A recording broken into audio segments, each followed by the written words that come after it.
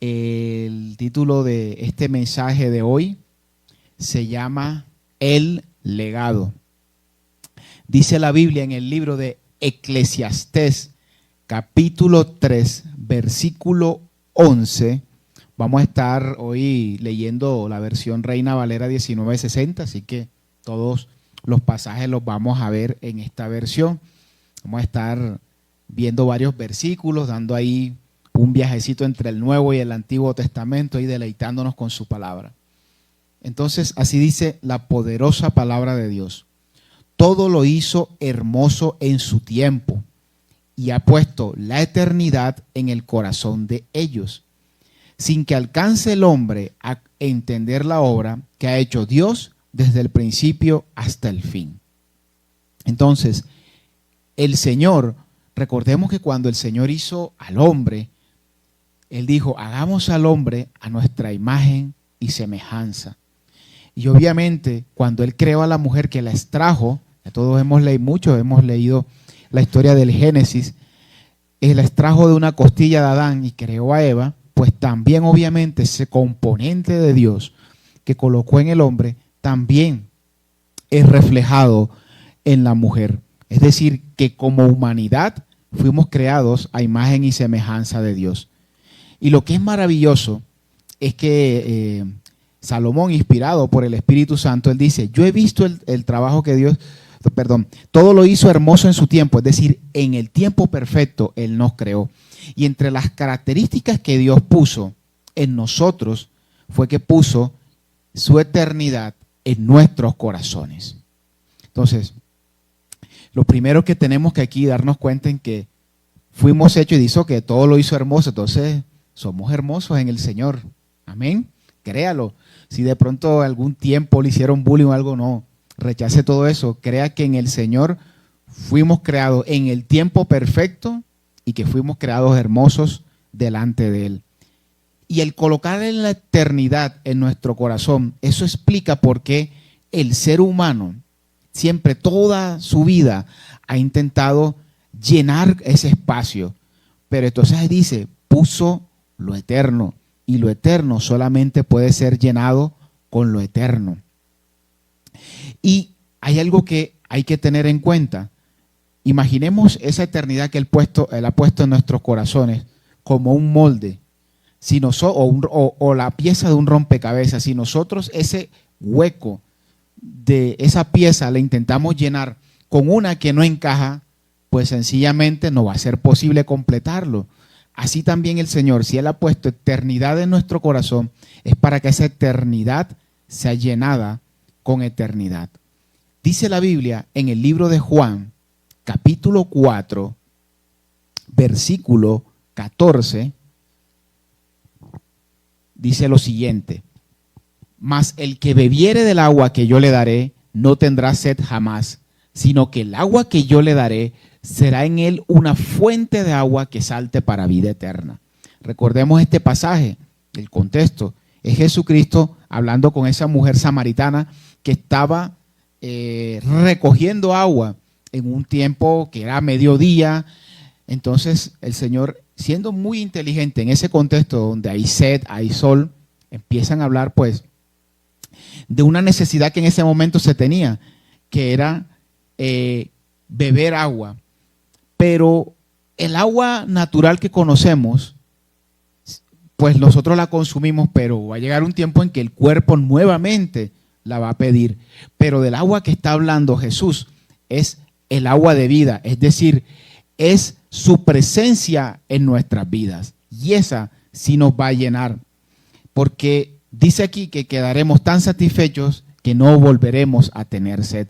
Es decir, la eternidad que existe en nosotros debe ser llenado por algo eterno. Y ese algo eterno es la presencia de Dios en nuestras vidas. Entonces, no podemos pretender llenar aquello que no es eterno, o sea, la eternidad con algo que no es eterno.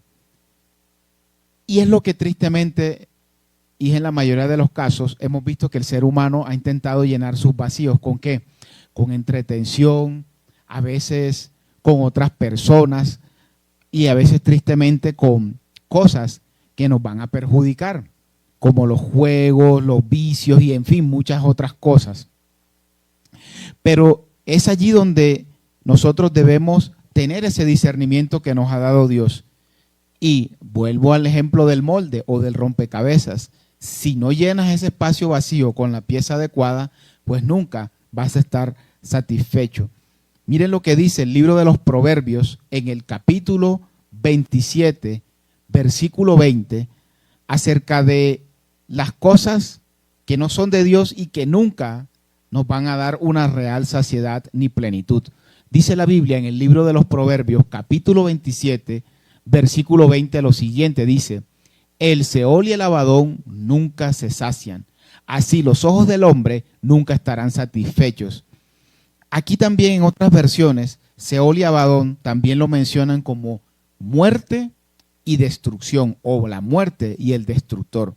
Obviamente, nosotros vemos que todos los días mueren personas, es decir, que la muerte como tal nunca va a tener como un límite. Pero también hablemos no solamente de la muerte natural, sino de una muerte que es más perjudicial que la misma muerte natural, que es la muerte espiritual mientras estamos aquí vivos, apartados de Dios, o la muerte eterna, que es cuando desafortunadamente no se recibe a Jesucristo como Señor y Salvador y una vez se parte de este mundo, pues la persona va a estar eternamente separada de Dios.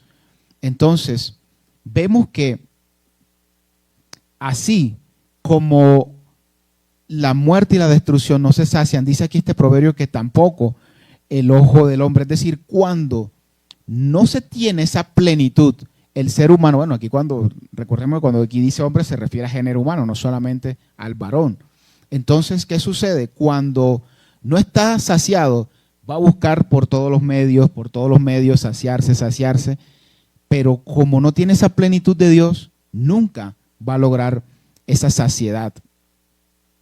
Yo recuerdo hace muchos años hablando con una persona que, bueno, para la gloria de Dios, esa persona ya hace muchos años también se entregó a Jesús, pero antes de entregarse a Jesús, esta persona me contaba que por algún tiempo en su vida estaba realmente en caminos perdidos.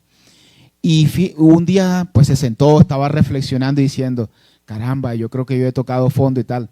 Y ahí donde uno ve como que el componente espiritual de uno redarguyendo, como que, oye, mira, debes cambiar, salte de eso. Pero ¿sabes qué? Sintió una vocecita en su corazón que le decía, pero tú puedes tocar fondo, puedes llegar más bajo, todavía no has tocado fondo. Y allí es donde vemos cómo el componente pecaminoso que tenemos como seres humanos siempre va a querer más, siempre va a querer más. Por eso es que aquí en el libro de Proverbios dice que el Seol y el Abadón pues no se sacian. Entonces, eso es lo que nosotros debemos tener en cuenta. La eternidad solo debe ser saciada con eternidad. Dice la Biblia en el Salmo 42:7 lo siguiente: un abismo llama a otro a la voz de tus cascadas, todas tus ondas y tus olas han pasado sobre mí. ¿Qué quiere decir este versículo? Es una forma poética donde cuando dice un abismo y otro abismo es ese encuentro entre Dios y nosotros, en donde Dios representado en un abismo, ahí dice que me llama con la voz de sus cascadas, es decir, es una forma poética de decir de que Dios llama nuestra atención, a cada rato Él está llamando nuestra atención, porque Él anhela que nosotros seamos cercanos a Él. En el diseño original que Dios, cuando Dios nos hizo, cuando comenzó con Adán y Eva, no era para que estuvieran separados de Él, al contrario, les dio la posibilidad de tener, dice la Biblia, que ellos hablaban cara a cara con el Señor, así como nosotros estamos ahora viéndonos. Pero claro, a causa del pecado hubo una brecha de separación. El diseño original es que nosotros seamos íntimamente cercanos con Dios. Y por eso es que este salmo al final dice, bueno, el versículo dice que tus ondas me pasaron sobre mí. Obviamente esa persona estaba en un nivel, o el salmista anhelaba estar en un nivel tan íntimo con Dios que era semejante la presencia de Dios como si fuera un río y nosotros estuviéramos sumergidos en ese río. Entonces, la intención de Dios es que estemos en ese nivel de intimidad con Él. Tanto así que, pasado el problema, es decir, el pecado en la humanidad, Él creó la solución inmediatamente. Ahí en Génesis, en el capítulo 3, lo podemos ver. Inmediatamente creó la solución de que a través de la simiente de la mujer, él iba a pisarle la cabeza. Entonces, es una forma simbólica de decir, va a venir alguien que va a tener que nacer y restituir esa relación entre nosotros y Él. Entonces, así como el Señor puso la eternidad en el corazón, en nosotros, y esa eternidad en el corazón es lo que durante toda la historia el ser humano siempre se pregunta, no, pero es que nosotros no podemos ser nosotros solos, aquí tiene que haber alguien superior, y entonces donde cada persona siente esa necesidad de esa persona superior y después se da cuenta, sí existe, es Dios, sí existe, y se manifestó en carne en Jesucristo, sí existe, y cuando le recibimos tenemos el Espíritu Santo. Pero también esa eternidad que Él siembra en nuestro corazón nos lleva también a pensar, bueno, ¿y cuál es el propósito mío en esta vida? ¿Cuál es el legado que estoy dejando? Y eso es lo que hoy vamos a estar viendo, de que nosotros fuimos creados por Dios para tener intimidad con Él, comunión, pero esa necesidad que Él pone de que nosotros busquemos un propósito y un legado, pues ya Él nos ha dado ese propósito y ese legado. Aún antes de la fundación del mundo, Él nos los ha dado. Y hoy vamos a aprender de que a través de lo que nosotros creemos, a través de lo que hacemos y de lo que llegamos a hacer, nosotros podemos dejar un legado. Entonces, lo primero que vamos a ver es, nosotros podemos dejar un legado por lo que creemos. Dice la Biblia en Mateo, capítulo 16, versículos del 13 al 17, lo siguiente, dice: Viniendo Jesús a la región de Cesarea de Filipo, preguntó a sus discípulos diciendo, ¿quién dicen los hombres que es el Hijo del Hombre? Ellos dijeron, unos Juan el Bautista, otros Elías, y otros Jeremías o alguno de los profetas. Él les dijo, ¿y vosotros quién decís que soy yo? Respondiendo Simón Pedro dijo, tú eres el Cristo, el Hijo del Dios viviente. Entonces les respondió Jesús, bienaventurado eres Simón, hijo de Jonás, porque no te lo reveló carne ni sangre, sino mi Padre que está en los cielos. Entonces, este pasaje es un pasaje verdaderamente confrontador en nuestras vidas. En este momento Jesús estaba teniendo un diálogo muy personal con sus discípulos y Él les dice, bueno, ¿y quién dice la gente que soy yo? Ahí dice el Hijo del Hombre porque esa es una de las maneras en que Jesús se identificaba públicamente como el Hijo del Hombre. Y entonces ahí donde ellos empiezan a decir, no, unos dicen que eres Elías, que eres Jeremías, que eres tal, que eres un profeta. Y esa pregunta todavía hoy retumba a lo largo de la historia y todavía suena. ¿Quién dice la gente que es el Cristo? Y podemos ver muchas respuestas. Unos dicen, no, él fue un buen maestro. Otros dicen, no, él fue un buen profeta. No, él fue alguien que vivió. O a veces tristemente dicen, no, realmente yo no creo que Jesús ni siquiera haya existido. Cuando hoy en día existen evidencias, bueno, primeramente a través de la palabra y segundo, evidencias hasta extrabíblicas de que Jesús evidentemente vivió, de que compartió sus enseñanzas, de que hizo milagros. También hay testimonios extrabíblicos de que Él vivió, murió en la cruz, de que hay testimonios de que resucitó, y todas estas cosas que están en la Biblia, también en investigaciones extrabíblicas, lo confirman. Entonces, esa pregunta sigue retumbando todavía. ¿Quién cree la gente que es el Cristo? Ahora, hay una pregunta aún más personal y directa a cada uno de nosotros. Bueno, ¿y quién crees tú que soy yo? Es la pregunta que nos hace el Señor Jesucristo.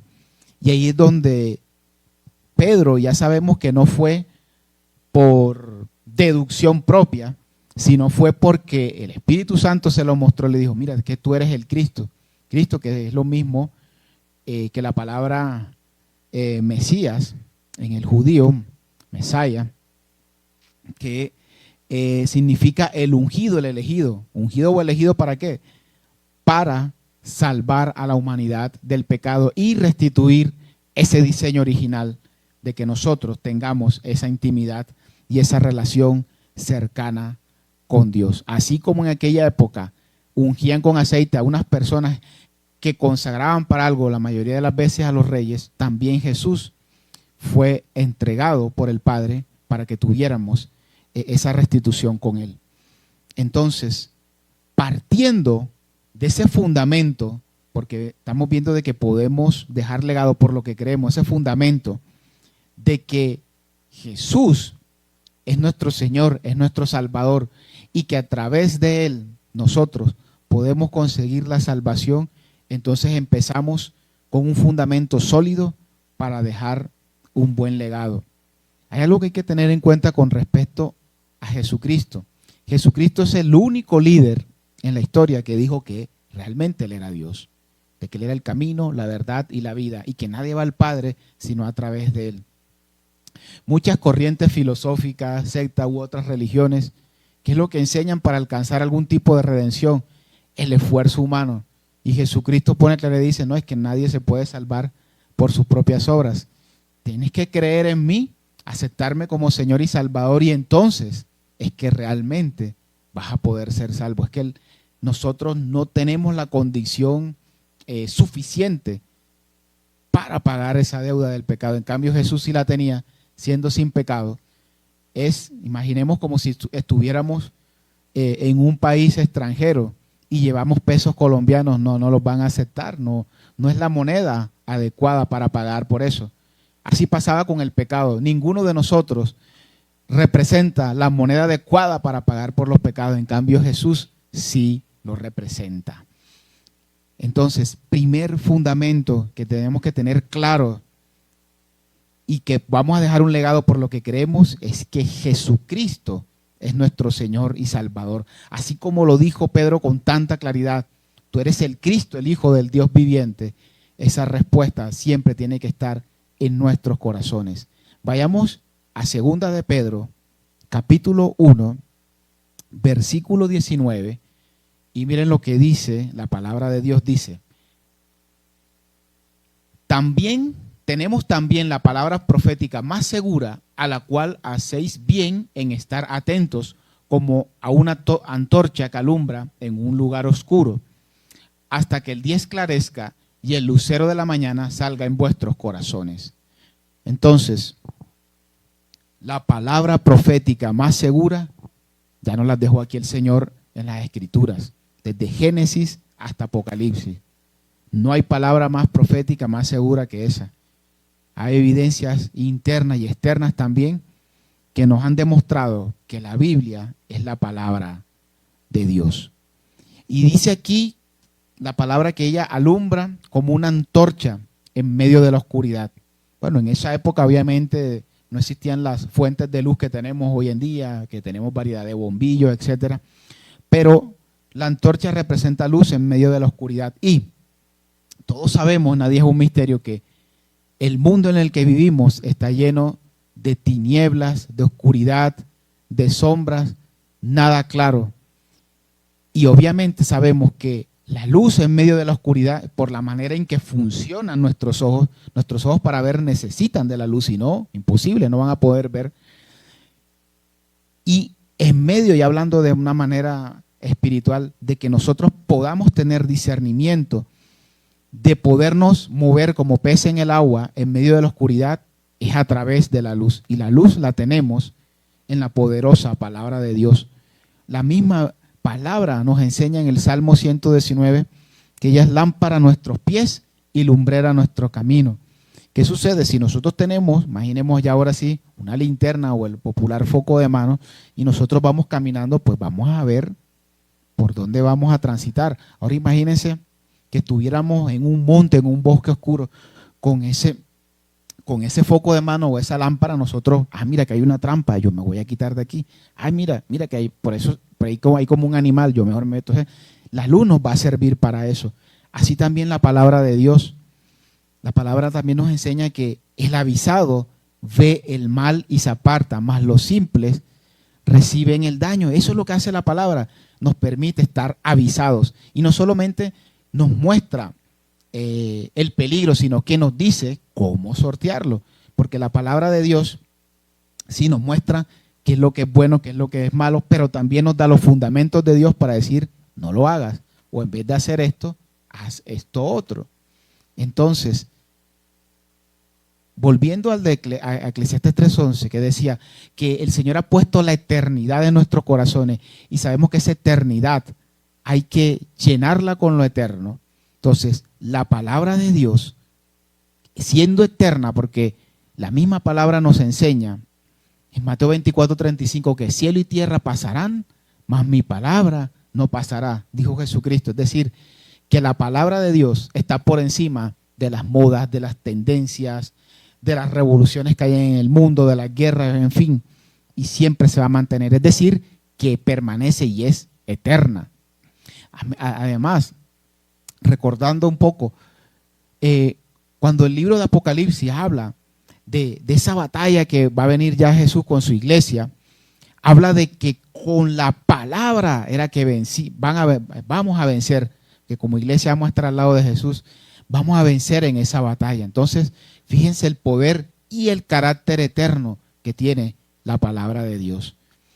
Ahora, la palabra de Dios tiene un impacto en nuestra fe y en nuestras creencias, porque la Biblia nos enseña en Romanos 10:17 que la fe viene por el oír y el oír la palabra de Dios. Y no solamente el oírla, el leerla, el memorizarla, el estudiarla.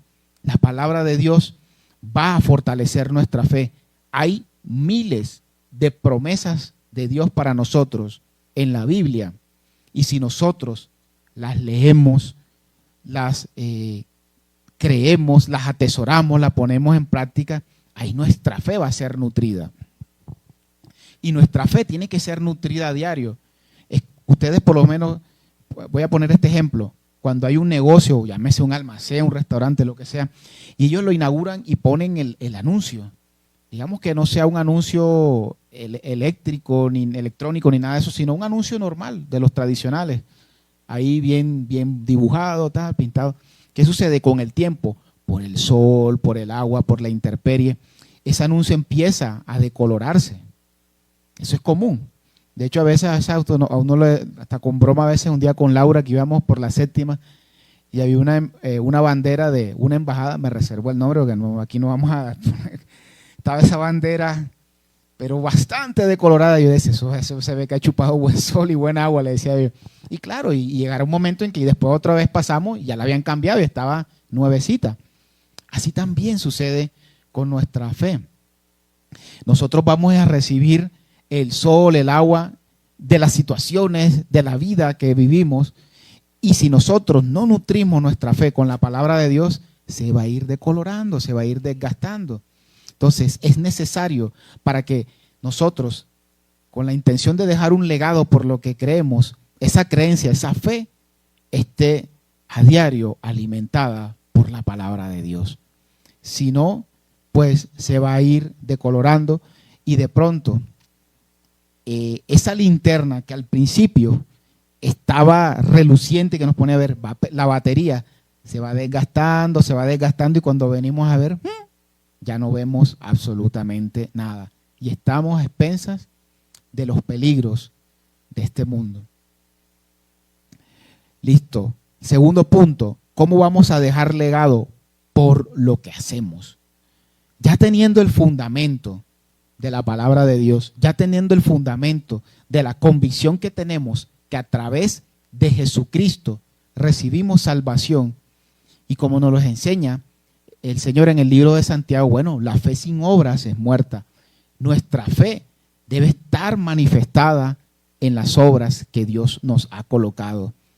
Vamos al libro de Efesios, capítulo 2, versículo 10. El libro de Efesios, capítulo 2, versículo 10, nos enseña lo siguiente, dice, porque somos hechura suya. Y ahí vamos a poner un stop. Entonces, que no nos quede tampoco duda alguna que fuimos creados por Dios. Nada de Big Bang, nada de que venimos de chita. Nosotros no venimos de chita, venimos del Señor que fue que nos creó. Entonces, somos hechura suya. Y después sale, o sea, cuando naturalmente fuimos creados por Dios, después dice, creados en Cristo Jesús. Ahí entonces empieza esa nueva hechura que somos en Cristo, cuando lo recibimos como Señor y Salvador. Las cosas viejas pasaron, es aquí todas son hechas nuevas y somos sellados con el Espíritu Santo. Hay un pasaje que dice que las arras del Espíritu Santo, ustedes saben que la palabra arra también se usa para garantía. Se usaba mucho en la antigüedad como que este terreno, bueno, aquí te doy las arras. Ya con esto pisamos el negocio. Así también la garantía de que somos hijos de Dios es cuando por fe recibimos a Cristo y recibimos al Espíritu Santo. Esa es la garantía. Somos hechura suya, creados en Cristo Jesús, es decir, nuevas criaturas en Cristo.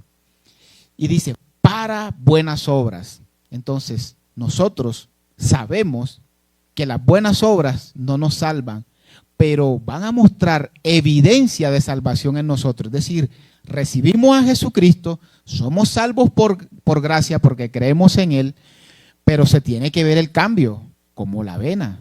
Cuando tomamos avena se nota el cambio. La cara se pone redondita, ¿verdad?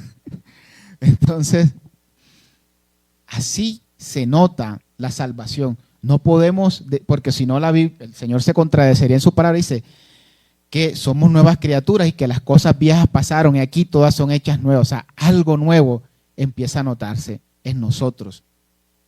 ¿Y sabe qué es lo más hermoso de todo? Que dice, esas buenas obras, él dice, las preparó Dios de antemano para que anduviésemos en ellas. Es decir, que todas esas buenas obras que nosotros hacemos ni siquiera son inventos de nosotros. Él nos enseña en su palabra que Él ha puesto en nosotros tanto el querer como el hacer de su buena voluntad. Entonces, no solamente nos da la salvación a través de Jesús y que la recibamos por fe, sino que nos dice, bueno, ahora vas a hacer esas buenas obras. Y ¿sabes qué? Te las regalo. Estas son, coge, nada más tienes que obedecer. Entonces, por eso es que fue tan crítico el pecado en el Edén, porque falló en lo fundamental que nosotros teníamos que ser siempre, que ser obedientes al Señor. Entonces, cuando se muestra esa nueva hechura de Jesucristo en nosotros y seguimos su voluntad, ahí vamos a empezar a dejar legado por lo que hacemos, porque seguimos la voluntad de Dios. Vamos al libro de Santiago, capítulo 1, versículos del 26 al 27. Dice la palabra de Dios: si alguno se cree religioso entre vosotros, y aquí hago una pausa. Aquí el contexto de la palabra religioso sí es buena, porque muchas veces vemos el contexto de la palabra religioso como algo mecánico, algo más humano que relacional con Dios. Aquí se habla, esa palabra religiosa la ponemos aquí, poner como sinónimo de si quieres realmente ser piadoso, que quieres ser obediente, quieres andar conforme a la voluntad de Dios, entonces aquí sí tiene un contexto positivo, dice. Si alguno se cree religioso entre vosotros y no refrena su lengua, y ahí hacemos otro pare, y vemos en el contexto, era muy común que los que se consideraban religiosos en esa época se caracterizaban muchas veces más por hablar y hablar y hablar y jugar e imponer cargas. Y por eso es que muchas personas, cuando veían que Jesucristo predicaba y hacía milagros y se veían las señales, decían, mira, este sí lo hace con autoridad. Y ahí se ven en los evangelios, lo hace con autoridad. ¿Por qué? Porque lo que hablaba lo reflejaba en su forma de ser. Jesús estaba impactando a los demás más por lo que su testimonio estaba mostrando. Porque sí es cierto, él dio mucha claridad a las escrituras, pero muchas de las escrituras, él a veces hasta hacía referencia de los profetas y del Antiguo Testamento, y los judíos ya se sabían todo eso. Ellos en su cultura, en su formación educativa, ellos tenían que estudiar la ley y los profetas. Eso era algo que los niños tenían, que tenían que hacer. De hecho, ellos ellos tienen esta celebración donde como a los 12, 13 años que están alcanzando su preadolescencia, el bar mitzvah, si mal no estoy, y ellos tienen que recitar, o sea, pasajes de la palabra. O sea, ellos a nivel doctrinal, ellos sabían la ley y los profetas. Pero Jesús, a través de su testimonio, fue que ellos dijeron, mira, es con autoridad y no solamente como los fariseos, los saduceos, los demás del Sanedrín, que eran imponiendo carga, y tanto así que ellos pusieron más de sus tradiciones y a veces hasta la palabra la dejaban un poquito de lado, dándole más relevancia a las tradiciones. Entonces dice que refrena su lengua, sino que engaña a su corazón. La religión tal es vana, claro, porque se basa más en hablar y poco hacer. Y a veces, muchas veces, el hablar de más, siempre vamos a terminar, como dice uno por ahí, embarrándola. ¿Qué dice aquí el Señor a través de Santiago? Dice, la religión pura y sin mácula delante de Dios el Padre es esta: visitar a los huérfanos y a las viudas en sus tribulaciones y guardarse sin mancha del mundo. Pues aquí mencionan los huérfanos y las viudas porque en ese contexto social quizás era la población más vulnerable que había. Cuando una mujer quedaba viuda y si no tenía hijos, quedaba totalmente desamparada. Nadie podía pues responder por ella y le tocaba pues valerse por sí misma. Ahora imagínense también un huérfano, imagínense un niño chiquito o una niña chiquita que pierde sus padres de manera prematura, no tenía a quien velara por ellos. Pero hoy en día también hay viudas y huérfanos, y no me refiero al contexto literal, sino también hay viudas y huérfanas de Jesucristo. ¿Cómo así? Personas que muchas veces vemos que lo tienen todo materialmente hablando o conforme al contexto del mundo, tienen un éxito, pero no tienen a Cristo en su corazón, viven vacíos, viven tristes, viven atribulados. De hecho, por eso ahí el pasaje dice que los ayuden en sus tribulaciones. Y es donde nosotros, como hijos de Dios, en vez de señalarle, mira, ya va la otra, el tercer marido que le viste en la semana, no, sino más bien es pregúntale al Señor, ¿por qué es el tercer marido en la semana? Señor, ¿qué le está pasando a esta mujer? Y el Señor te dirá, mira, ahora sí, o haz aquello, y hasta te da pronto la oportunidad de establecer un diálogo y puede ser el momento en que tú siembres la semilla. Es el momento también para uno decirle, Señor, ¿sabe qué? Quítame las vigas que hay en mi ojo para yo poder en tu nombre quitarle la paja al que está allí. Eso es lo que quiere decir que visitemos a los huérfanos y a las viudas, no de aquella época, de este tiempo, que están teniendo sus propias tribulaciones. Todos alguna vez en la vida hemos tenido tribulaciones y muchas veces el Señor ha puesto a esa persona que menos esperábamos para hablar a nuestra vida y de pronto hasta nos dice, oye, pero si yo me estoy complicando la vida, si eso es fácil, mira esa solución que tú me estás dando y tal, que no es esa persona sino el Señor. Y también ese pasaje dice algo muy interesante, dice que nos cuidemos de la corrupción del mundo. Ahí el que estábamos viendo ahorita del libro de Santiago. Entonces, ¿qué implica realmente hacer la voluntad de Dios? Sí, debemos cuidarnos de la corrupción del mundo, pero también debemos dar de gracia lo que el Señor nos dio de gracia. Recordemos el pasaje de 1 de Corintios 12, cuando el Señor habla acerca, no, ese no está ahí, ese no está ahí, ahora el Señor me lo acaba de dar. En 1 Corintios 12, cuando Él habla de los dones del Espíritu, que el Señor nos dice a través del apóstol Pablo que el Señor nos ha dado dones a través del mismo Espíritu, y habla de distintos dones. Entonces, que los pongamos en práctica. Si nosotros creemos, ay, si aquí la Biblia dice que yo tengo un don, bueno, y si ya Dios te lo ha confirmado, úsalo. No puedes dejarlo ahí para que se oxide, como la parábola de los talentos, que el que le dieron 10 talentos, los negoció, 10 más, el de 5, pero el que tenía 1 tuvo miedo y lo enterró. Y al final, pues se lo dieron al que tenía más porque es el que tenía más capacidades, mostró por sus frutos la capacidad de dar más frutos. Así también el Señor con nosotros. Porque si de pronto nos decimos, ay, sí, yo tengo que vivir fuera de la corrupción del mundo y eso es suficiente, de todos nos metiéramos por allá en un monasterio cada uno solo y desperdiciamos lo que Dios nos ha dado. No, por eso Él aquí hace énfasis, mira, visita a las viudas y a los huérfanos y apóyalos en sus tribulaciones. De esta manera nosotros vamos a poder dejar un buen legado.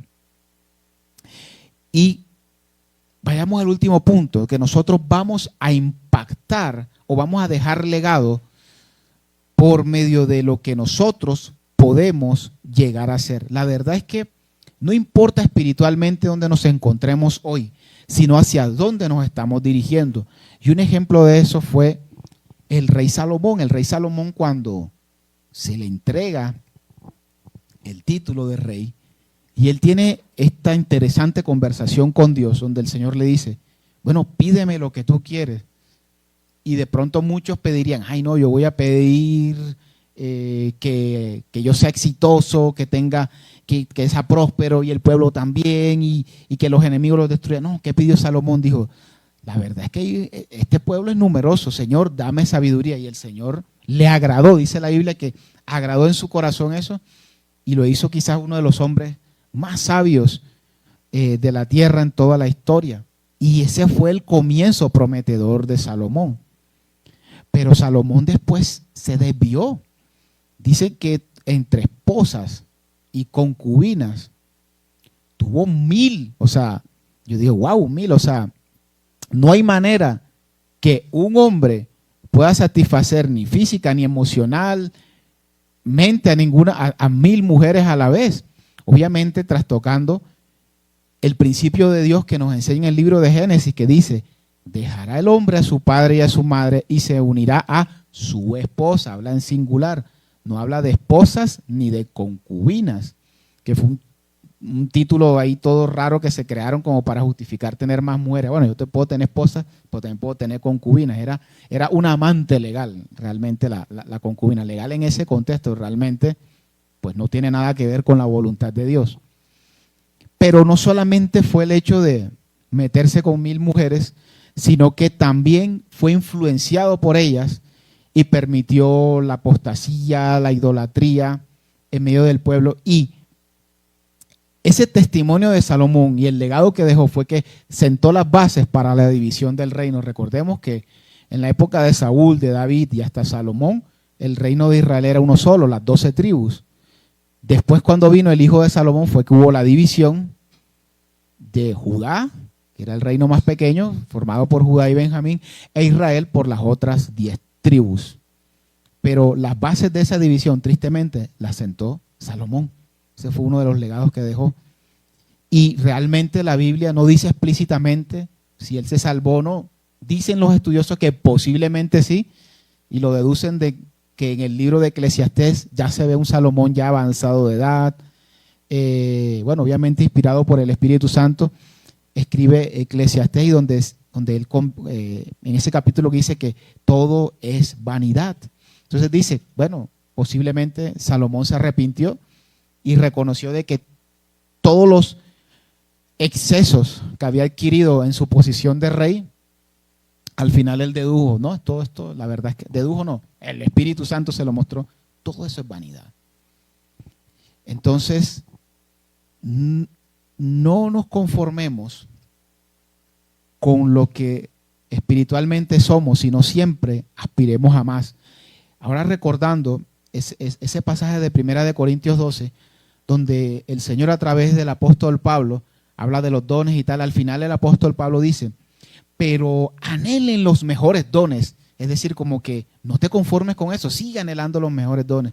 Si el Señor le ha dado el don de lenguas, pida interpretación.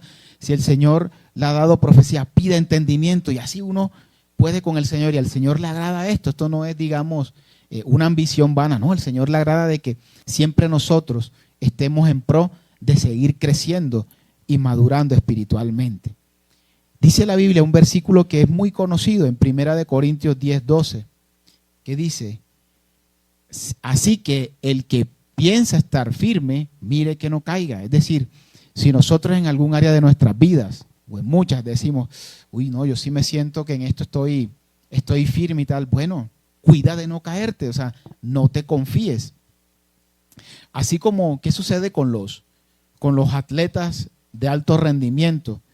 Si ellos se preparan constantemente, siempre van a rendir.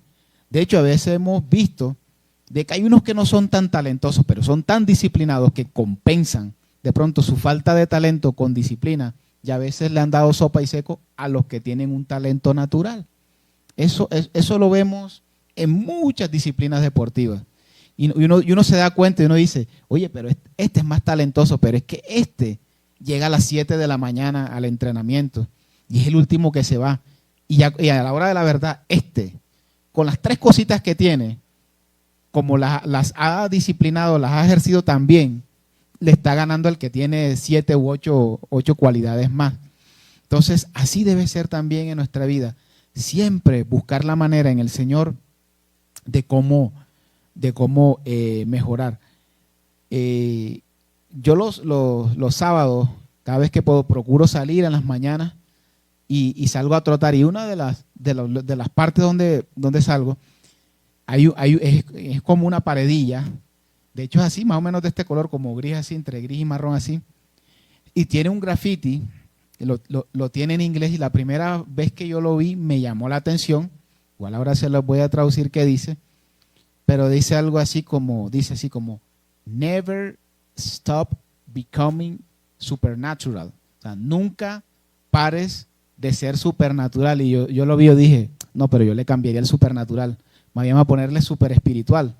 Porque me acordé de esa parte de que dice la Biblia que el hombre natural, las cosas del espíritu le parecen locura. Yo no, mejor super espiritual. Entonces, y me da risa porque ya yo paso por allá cuando yo estoy ya casi llegando, que ya tengo la batería bajita, y yo, bueno, dale, nunca llegues.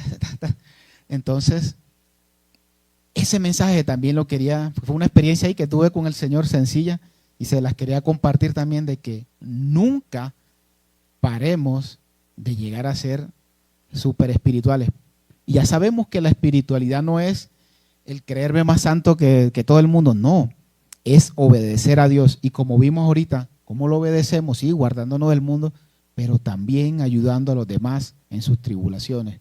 Y obviamente para eso se necesita tener un corazón humilde, de aceptar la voluntad de Dios, y realmente de aceptar de que nosotros, como ahorita lo estaba mencionando, siempre evitar creernos superiores a los demás, sino al contrario, decir, ¿en qué te puedo ayudar? Entonces, ser súper espiritual es que lo han desfigurado tanto. No tiene nada de ser vano, arrogante. Al contrario, el ser más espiritual que ha pisado la tierra es Jesucristo.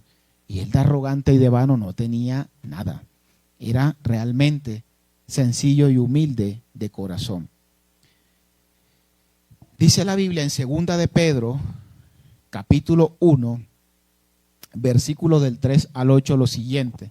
Lo vamos a masticar de a poquito porque tiene muchísima riqueza este pasaje. Dice, como todas las cosas que pertenecen a la vida y a la piedad, nos han sido dadas por su divino poder. Entonces, lo primero, todas las cosas que pertenecen a la vida, o sea, que son vidas y que son piadosas. Entonces, dice aquí la palabra que Él nos las ha dado.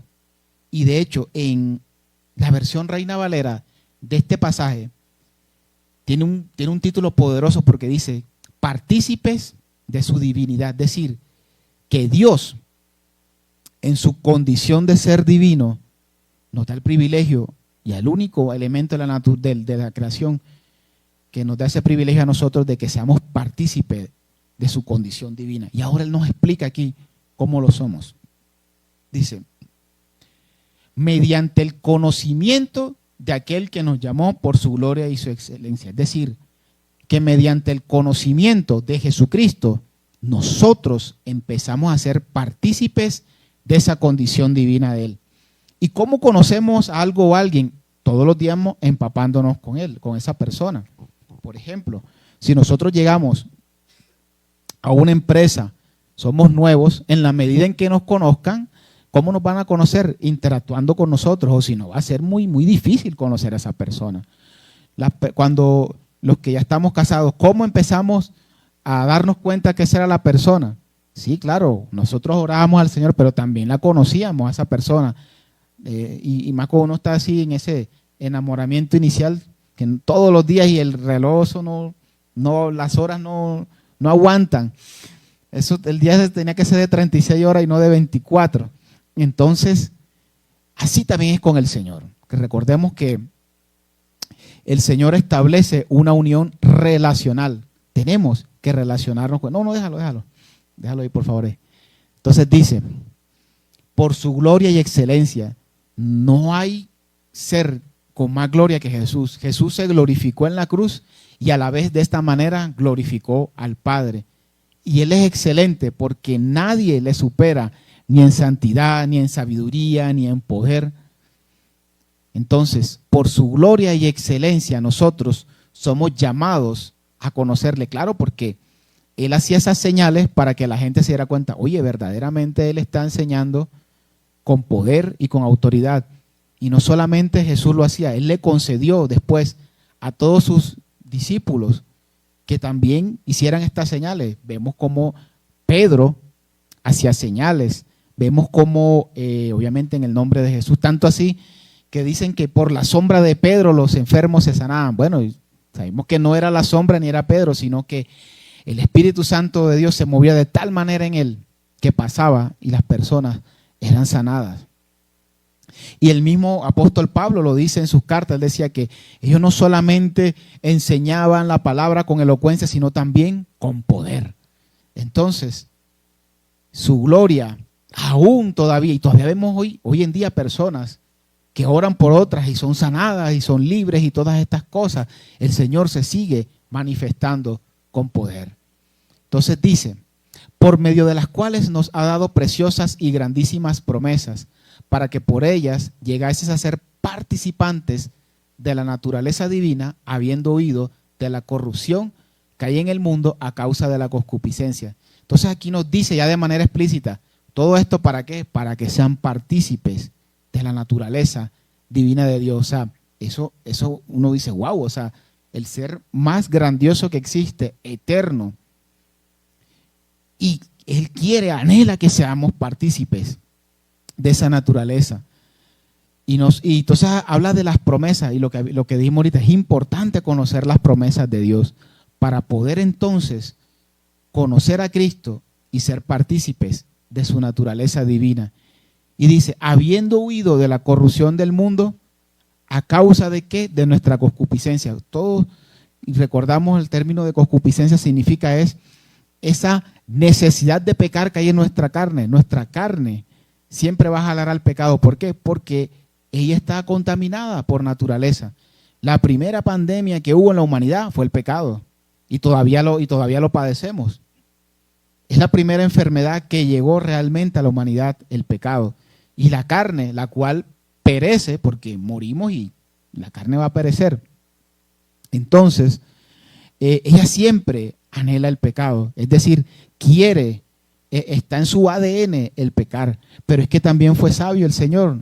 Nos puso también el componente espiritual para que nosotros, alimentando ese componente espiritual nuestro, entonces le pueda decir a la carne, échate para allá, carne vieja, que aquí el Espíritu Santo es el que manda. Exacto.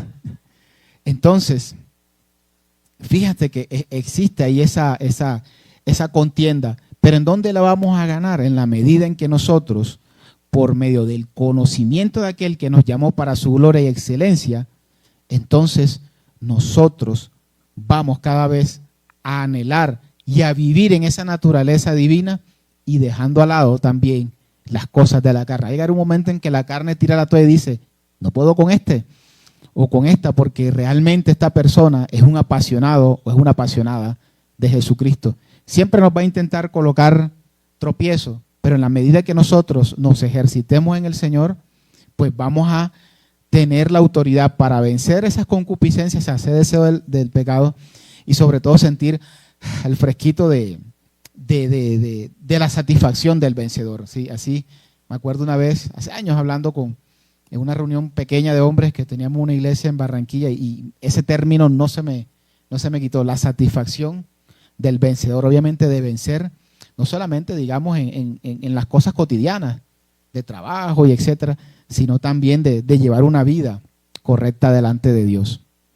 Entonces ya aquí el Señor, miren cómo nos dice, cómo nos ejercitamos, dice, vosotros también poniendo toda diligencia por esto mismo, entonces nos manda a ser diligentes con las cosas que nos ha dado, dice, añadiendo a vuestra fe virtud, a la virtud conocimiento, al conocimiento dominio propio, al dominio propio paciencia, a la paciencia piedad, a la piedad afecto fraternal y al afecto fraternal amor. Porque si estas cosas están en vosotros y abundan, no os dejarán estar ociosos ni sin fruto en cuanto al conocimiento de nuestro Señor Jesucristo. Entonces fíjense, él empieza con una cualidad y dice, ya esto añádele esto, y a esto añádele esto. Entonces, como si nosotros estuviéramos en una escalera. Imagínense que vamos a un sitio alto y tenemos que pasar escalera y que cada peldaño signifique una virtud.